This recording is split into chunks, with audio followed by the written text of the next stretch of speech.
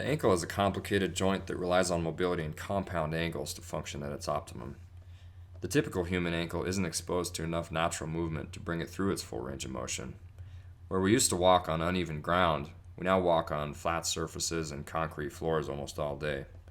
If you're sitting at a desk, the problem gets even worse because your foot's immobile for most of the day. First things first, we need to work on range of motion both above and below the ankle. So let's start at the top and work down. There are two main muscles in the back of the calf. The gastroc connects up high, and then the soleus has connections lower. If you run your thumb down your shin, you'll find a spot where the soleus connects to the bone.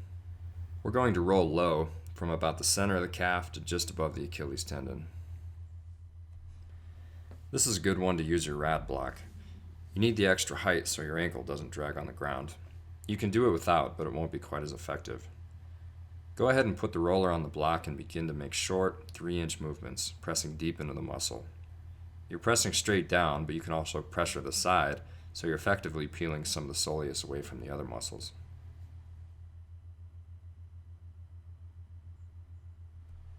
The soleus is the forgotten workhorse of the leg because it's used to stabilize the foot, and it provides most of the muscular work and stability during walking and running.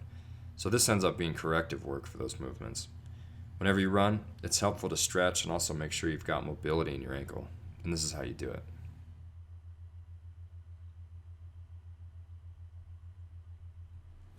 Since we're working on gaining range of motion in the ankle, we're going to work on the underside of the foot also, since this is where many of these calf muscles connect. Rolling the foot is easy and straightforward.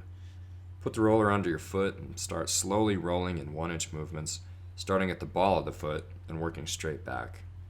I like to start towards the outer edge of the foot and then slowly work all the way to the inner arch, canting your foot over.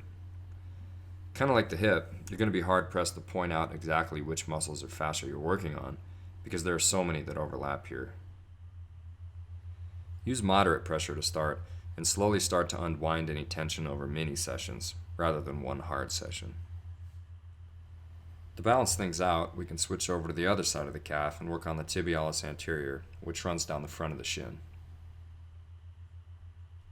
We're going to use the same concept that we used on the foot by rolling in short movements, working from top to bottom.